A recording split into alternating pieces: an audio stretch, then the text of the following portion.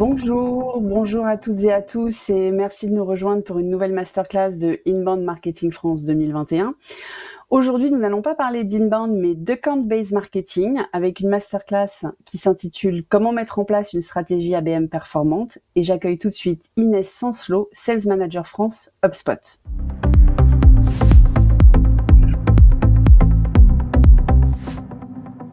Inès, bonjour. Bonjour Laura.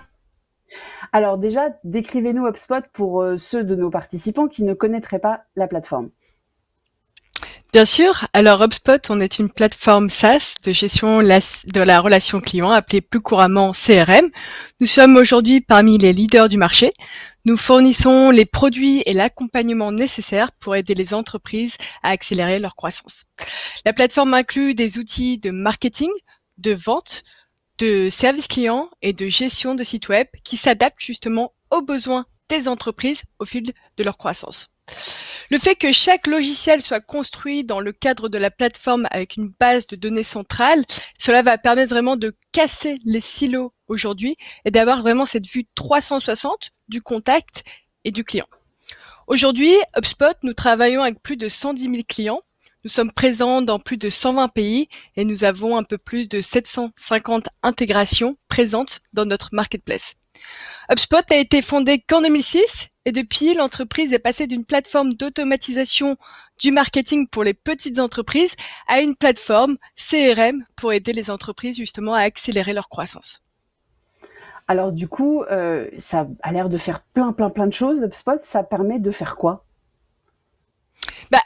Alors, peut-être pour la petite histoire, HubSpot, pour mettre le contexte, tout d'abord, on est né en 2006. Comme je le disais, on est né aux États-Unis.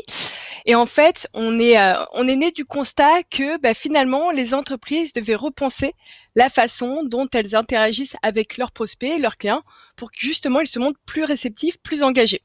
Et du coup, cela a été l'émergence du concept de l'inbound marketing, qui a d'abord été créé par nos deux fondateurs. Ils ont même écrit un livre dessus. Et en fait, ils sont partis du constat que aujourd'hui, les manières d'acheter sont différentes par rapport à avant. De manière plus concrète, aujourd'hui, on n'a plus besoin d'un commercial tout au long de son parcours d'achat, tout simplement parce qu'aujourd'hui, on a accès aux informations, aux contenus qui sont mis en ligne tout simplement grâce à Google. D'où l'idée d'ailleurs de créer du contenu qui répond aux problématiques de nos acheteurs, tout en maximisant justement cette partie référencement naturel et gagner en visibilité. Du coup, en fait, concrètement, pour répondre à votre question, Laura, HubSpot permet de mettre en place une stratégie de marketing digital avec un seul logiciel. Normalement, pour mettre en place ce type de stratégie de marketing digital, ils vous font en moyenne entre 12 et 15 outils. L'idée d'HubSpot, c'est d'avoir justement cette plateforme unique qui centralise l'ensemble de vos actions marketing en passant par l'acquisition de trafic jusqu'au déploiement de stratégies ABM, par exemple. Et vous voyez, en fait, au cœur de la solution, c'est le CRM. Donc, en fait, les avantages d'avoir cette solution tout en un, il y en a plusieurs. Tout d'abord, pour les marketeurs, c'est un gain de temps. Un seul outil, pas de perte de données, tout est centralisé. Et ils vont pouvoir aussi avoir cette mesure, cette partie héroïste de leurs actions marketing, des campagnes qu'ils vont mettre en place pour savoir finalement combien de visiteurs, combien de leads, combien de clients ça leur a généré. Tandis que pour les commerciaux, ils vont pouvoir bénéficier de cette intelligence marketing et on va pouvoir les aider à prioriser les contacts à appeler. Donc en fait, aujourd'hui, HubSpot, nous sommes vraiment un outil de gestion de la relation client et donc en fait, il y a énormément d'enjeux autour de ces thématiques. Donc en fait, vous répondez aux points de douleur des marketeurs, des commerciaux, du service client, enfin à tout un tas de points de douleur en fait. Tout à fait. En fait, sur la question précédente, je vous ai évoqué l'histoire d'HubSpot, j'ai mentionné les besoins auxquels répondent aujourd'hui nos produits. Et en fait, en 2020, il y a eu beaucoup de changements. Le numérique a pris une certaine ampleur pour les marketeurs, pour les commerciaux et le service client. Aujourd'hui, il faut vraiment travailler sur ce cercle vertueux, c'est-à-dire collaborer pour attirer, pour interagir et surtout fidéliser nos clients. Qu'aujourd'hui, que vous soyez une entreprise de 10 ou 1000 personnes, il y a cette volonté de croissance. Et celle-ci, elle a un coût. Plus de complexité, plus d'outils à intégrer et surtout plus de personnes à gérer. Du coup, la réduction des frictions, le regroupement des outils et surtout l'alignement des équipes de vente sont, à mon sens, les clés de la réussite aujourd'hui. On a effectué un sondage chez HubSpot et on a vu que on a plus de 60% des équipes commerciales aujourd'hui qui ne savaient pas bien utiliser leur outil CRM. Et aujourd'hui, HubSpot va pouvoir répondre à ce besoin d'avoir des outils faciles d'utilisation, faciles à adopter pour permettre justement aux équipes d'être alignées, de bien communiquer et surtout de pouvoir utiliser la puissance du CRM pour bien attirer leurs prospects via le bon canal, le bon message et surtout au bon moment. Donc finalement, au cours des prochains mois, nous allons vraiment assister à une augmentation du nombre d'entreprises qui vont mettre en place un ensemble d'outils plus allégés qui vont leur permettre de progresser rapidement justement dans cette période post-pandémique. Alors, on a évoqué l'histoire d'HubSpot et de l'inbound marketing qui est né donc avec HubSpot ou HubSpot avec l'inbound, l'œuf et la poule. Mais maintenant, j'aimerais bien qu'on arrive au cœur de notre sujet d'aujourd'hui, donc le account-based marketing. Peut-être que vous pouvez déjà rappeler le concept ? Bien sûr. Alors, tout d'abord, en effet, pour appeler le concept de l'ABM, c'est vraiment une solution d'account-based marketing. Donc, il s'agit vraiment d'avoir une démarche marketing et commerciale d'attaque de compte clés qui est très personnalisée et très sélective. C'est vraiment conçu pour faciliter la conversion de ces comptes stratégiques. Une stratégie ABM est vraiment clé pour approcher ces comptes qu'on appelle à haut potentiel. Par exemple, je vais vous donner une liste d'étapes importantes pour le déploiement de ce type de stratégie. Tout d'abord, il va falloir vraiment définir le profil de votre client idéal et identifier les comptes clés pertinents basés sur les données que vous avez aujourd'hui dans votre CRM. Ensuite, il va falloir mapper ses contacts et ses comptes. La troisième étape, c'est la personnalisation, c'est-à-dire personnaliser votre approche, créer du contenu et des interactions sur mesure pour les différentes parties prenantes. Je vais vous donner un exemple plus concret. Aujourd'hui, vous essayez d'approcher vos comptes dans le secteur du luxe. Vous allez donc écrire du contenu ciblé. Vous allez du coup ensuite partager ce contenu sur les réseaux sociaux. Et si par exemple vous ciblez les profils marketing, par exemple les CMO, on le sait, ce sont des personnes occupées. Donc vous allez faire une campagne sur LinkedIn. Vous allez choisir toutes les personnes avec le post en lien avec le marketing chez ce compte que vous ciblez. Vous allez ensuite pouvoir retargeter ces personnes avec des encarts publicitaires liés à vos contenus, à vos informations. Et le but ici est vraiment de personnaliser au maximum votre approche et aussi d'industrialiser vos actions. Enfin, quand vous mettez en place ce type de campagne ABM, vous avez besoin de savoir finalement combien de revenus, combien d'argent vous avez généré grâce à vos actions. Donc vous allez pouvoir suivre et mesurer la progression des équipes tout au long de votre parcours de conversion d'un compte et adapter justement votre stratégie ABM en fonction des données collectées. Je termine juste avec une statistique qui est intéressante. Aujourd'hui, on a 91% des marketeurs qui utilisent une stratégie ABM qui affirment conclure des transactions au montant plus important. Donc ça aide à mieux cibler les comptes stratégiques et à créer plus de valeur, donc à générer plus de chiffre d'affaires avec ces comptes stratégiques. Alors avant qu'on passe la parole à un de vos clients qui est venu témoigner de la mise en place d'une stratégie ABM, j'aimerais bien que vous nous décriviez vos clients parce que vous avez mentionné 10 personnes, 100 000 personnes, c'est très large. C'est très large, en effet. En fait, si vous voulez, la vraie valeur ajoutée d'HubSpot, finalement, c'est d'accompagner les entreprises, quelle que soit leur taille, et notre but, c'est vraiment d'accompagner leur croissance. On travaille aussi bien avec des TPE, des PME ou encore avec des grands comptes. On est présent dans des secteurs qui sont finalement variés, comme le SaaS, le recrutement, l'immobilier ou encore la grande distribution.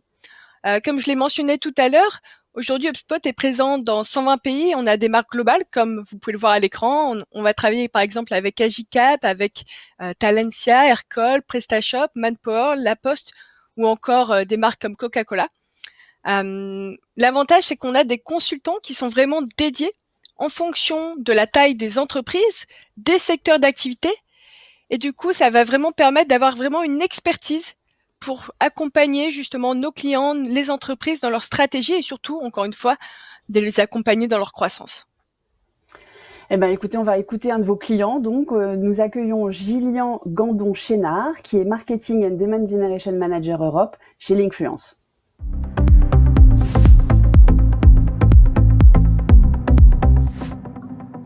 Bonjour Gillian. Bonjour Laure, bonjour Inès. Alors, en 2 mots, quelle est votre fonction au sein de Linkfluence ? Alors moi mon titre officiel c'est Marketing and Demand Generation Manager. Europe. C'est-à-dire que j'opère sur les marchés européens avec pour objectif de générer de la demande dans nos grands comptes cibles. Et pour ce faire, je suis accompagné de 4 Sales Development Representatives, qu'on appelle plus communément des SDR. Et je vais aussi travailler en étroite collaboration avec notre équipe de commerciaux. Et Linkfluence, vous nous expliquez un petit peu ce que ça fait? Oui, bien sûr. Linkfluence propose des services de Consumer Intelligence par intelligence artificielle. Donc, nous mettons à disposition de nos clients une plateforme SaaS type Enterprise, accompagnée de services internationaux pour aider les équipes marketing de ces grands groupes à tirer en temps réel des insights consommateurs quanti et quali de la donnée issue du web social. Le web social, c'est les plateformes de réseaux sociaux, les blogs, les forums, les plateformes type rating et reviews.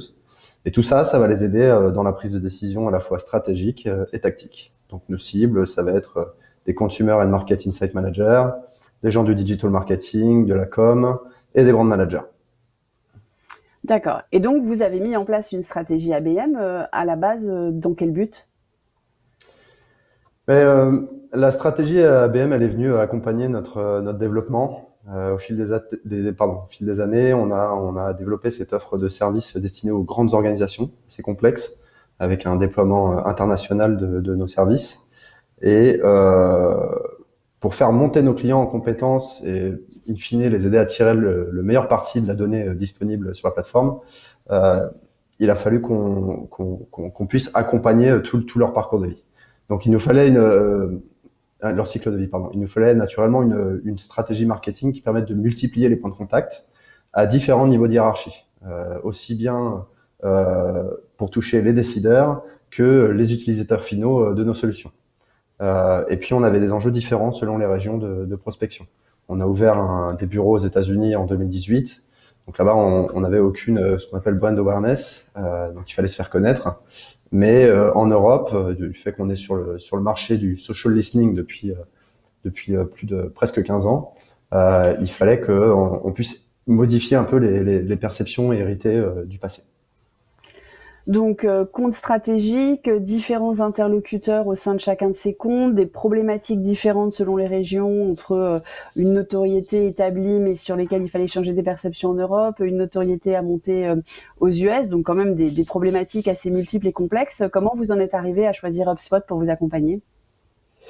Il y a eu une réflexion globale, hein, CRM, c'est pas seulement une réflexion ABM, mais pour rester centré sur le sujet de la masterclass, on avait à la fois un CRM très sales qui avait assez peu d'informations, et le reste de l'info sur les grands comptes, elle était disséminée sur des Excel plus ou moins alignés dans les équipes commerciales. Donc on avait ce besoin de source unique de vérité sur l'évolution des conversations dans les comptes. Et côté marketing, il fallait aussi qu'on puisse centraliser toutes les activités pour pouvoir évaluer le progrès en fait au fur et à mesure.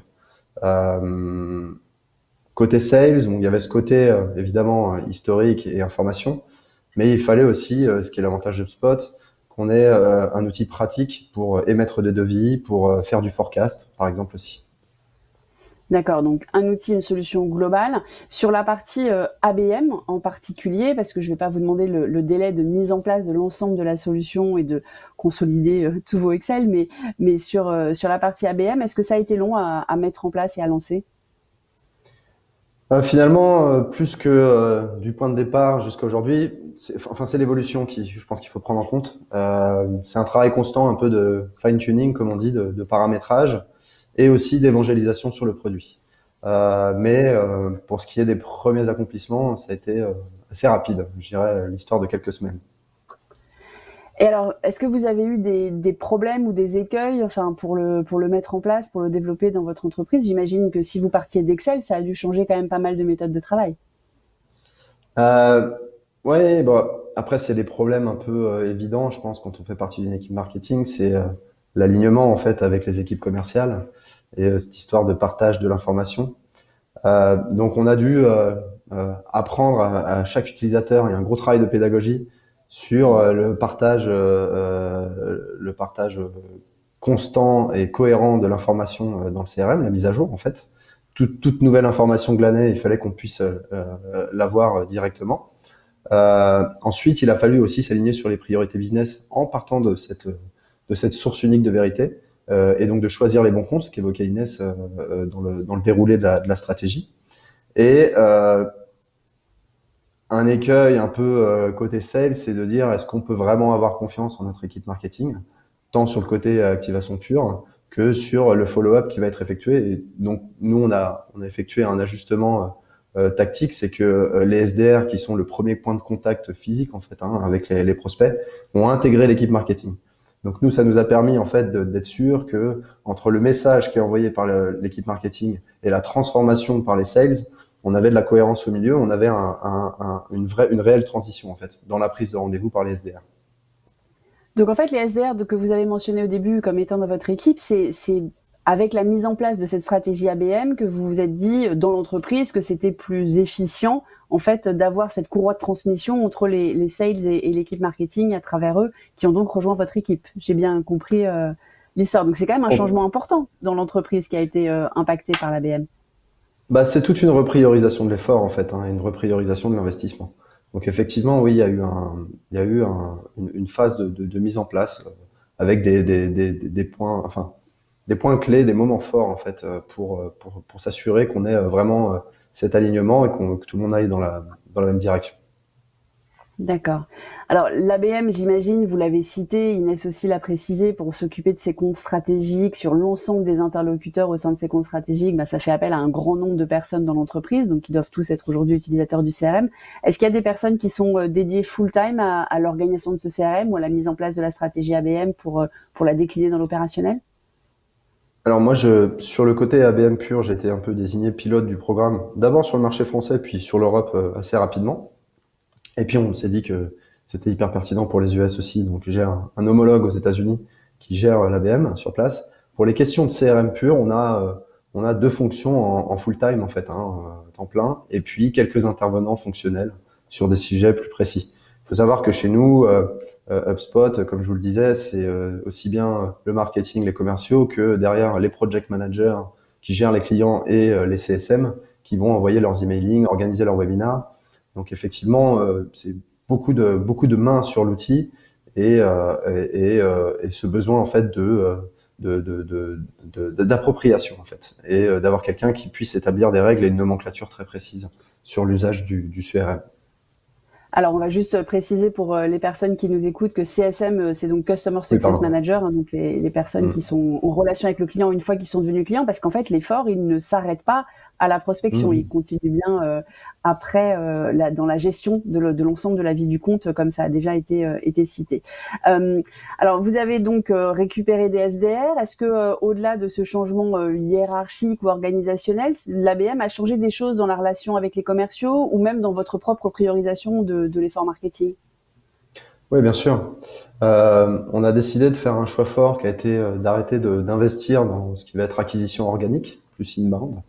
On avait produit beaucoup de contenu sur les dernières années qui nous permettaient d'avoir atteint un seuil de demande de démo, tout simplement, mensuel, qui était intéressant, mais qui n'était pas localisé dans les comptes qui nous intéressaient, pour lesquels on a construit notre offre. Donc, on a dû reprioriser l'effort, comme je vous le disais, au préalable. Et puis, il a fallu un peu rajouter plus de sales dans le marketing, donc un peu plus hybride et avoir à la fois ce côté inbound avec des contenus qui attirent les bons contacts dans les bons comptes, mais aussi la bonne transformation et la bonne activation outbound, un peu plus à froid, par des SDR et des commerciaux qui maîtrisent un petit peu l'essence et la valeur que ces contenus pouvaient apporter au contact dans les comptes. Et du coup, vous avez un conseil à donner à une équipe qui voudrait mettre en place une stratégie ABM ou au contraire une erreur dont vous pouvez leur faire bénéficier, qu'ils ne fassent pas la même? Ouais, le conseil, je dirais, c'est prendre le temps en fait. Et puis c'est l'écueil à éviter aussi, l'impatience. Il faut mettre tout le monde un peu au diapason sur les objectifs, sur la cadence et le rythme en fait, puisqu'on est sur de la progression dans des grands comptes. Donc évidemment, on n'est pas sur quelque chose de transactionnel qui va se faire en 2 semaines, 3 semaines. Nous, on a une offre avec des deals qui peuvent monter jusqu'à 1 million d'euros. Donc ça se vend pas du jour au lendemain. Donc c'est pas parce qu'on fait de l'ABM que demain on va vendre à 1 million en 3 semaines comme ça. Et oui, l'écueil, c'est d'éviter, enfin, c'est de penser que tout va se mettre en place du jour au lendemain. Il faut tester ses contenus, tester ses canaux d'acquisition et finalement maîtriser ses investissements pour que, à la fin, l'expérience, quand on se retrouve face au CEO pour le reporting, le côté ROI, on puisse le justifier beaucoup plus facilement. Et du coup, ça a été intégré justement par votre CEO dans vos objectifs, voilà, la croissance due au CRM ou permise par le CRM? Oui, d'objectifs en fait très marketing, d'acquisition et de génération de leads. On a tout de suite, on est passé pour l'équipe marketing à un objectif business bien plus cohérent en fait avec l'activité. Donc moi, je suis objectivé au pipeline, hein, aux opportunités générées par l'équipe SDR en collaboration avec les commerciaux, soit la fin de la chaîne de valeur, de la valeur pour le marketing, pour l'effort marketing. Et pour référence, sur Q1, donc sur le premier trimestre 2021, l'équipe a fait plus 160% de pipe généré via dans les comptes clés, les comptes ABM. D'accord. Et l'année dernière, sur une année 2020, oui, pardon, sur une année compliquée, de tête, les SDR ont généré plus 42% de rendez-vous dans les comptes clés par rapport à 2019, qui était une année normale. Et sachant que l'ABM a été mis en place en 2020, donc. Non, l'ABM a été mis en place fin 2019. Ouais. Fin 2019, ça. Donc 2020 est la première année et malgré la complexité de l'année, vous avez déjà commencé à avoir des premiers résultats dès le début de la mise en place. Alors, vous avez parlé de ne pas vouloir aller trop vite. Un autre conseil à une entreprise qui veut le mettre en place? Ouais, je pense que HubSpot, il a les défauts de ses qualités, c'est-à-dire que c'est un outil très facile à prendre en main, très intuitif. Et ça veut dire qu'on peut aussi l'emmener dans toutes sortes de directions et s'y perdre. Donc je pense qu'il est hyper important en interne d'avoir un leadership sur le CRM, quelqu'un qui soit en maîtrise du sujet et qui puisse donner des réponses positives ou négatives aux différents intervenants sur le CRM. Et donc un ownership, c'est-à-dire une appropriation du sujet bien définie, ce qui permettra d'en tirer le meilleur parti nécessairement à la fin. Et une dernière question pour vous, Gillian, avant que je repose une question à Inès. Vous pensez que ce type de solution et ce type de nouvelles pratiques, parce que le account-based marketing, c'est quand même relativement récent, ça change, ça fait avancer le métier du marketeur? Oui, ça l'améliore nécessairement, puisque aujourd'hui, on est un peu à l'ère de la customer centricity. C'est indispensable aujourd'hui pour une entreprise d'avoir la réflexion client en premier. Et avec l'ABM, on tend à plus de personnalisation, plus d'alignement avec les besoins et les attentes concrètes de nos prospects et de nos clients, et donc plus de valeur dans la relation en fait. Et c'est l'avantage d'HubSpot, c'est que on va pouvoir couvrir, analyser et améliorer tout le cycle de vie de nos contacts, de la première conversion en lead jusqu'à l'upsell 2 ans plus tard, ce qui fait un lifetime value beaucoup plus intéressant. Je suis désolé pour les néologismes en anglais, mais c'est beaucoup plus simple. Oui, je pense que tout le monde aura compris en tout cas cela, lifetime value, donc la valeur de l'ensemble de la vie du client. Inès, une question pour vous. Du coup, vous êtes beaucoup revenu sur l'histoire d'HubSpot, qui est passionnante et qui a effectivement été à l'initiative et au démarrage de l'inbound marketing et de l'ABM même. Et demain, alors, on va aller jusqu'où? HubSpot va nous emmener où? C'est une excellente question, Laura. C'est vrai que cette année, avec la pandémie, ça a vraiment permis de tester déjà la résistance de nombreuses organisations en mettant en lumière certaines problématiques et en imposant des changements tels que par exemple le télétravail, la communication entre équipes et surtout le passage à une stratégie qui est 100% digitale aujourd'hui. Concernant la partie ABM, nos équipes continuent de travailler sur l'optimisation de nos outils pour permettre toujours plus de personnalisation, d'automatisation auprès de ces comptes cibles à haut potentiel, comme l'a évoqué Julien. C'est vrai qu'on continue d'investir aussi dans notre positionnement grand compte, ce qui signifie la nécessité d'avoir un bon calibrage entre le CRM, les scénarios de marketing automation, le site web ou encore la gestion des campagnes publicitaires. L'objectif, c'est vraiment d'améliorer la relation client et l'alignement du marketing et des commerciaux.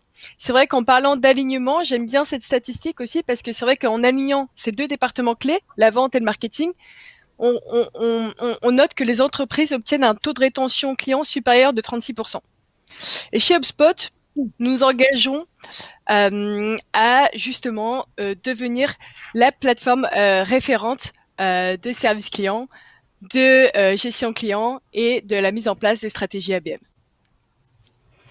Eh bien, écoutez, merci beaucoup Inès, merci beaucoup Gillian. On va maintenant rendre l'antenne. Je vous rappelle que si vous nous écoutez et vous voulez en savoir plus sur les stratégies ABM ou sur l'outil HubSpot en général, vous pouvez tout à fait contacter HubSpot sur leur stand virtuel. Merci à tous, bonne journée.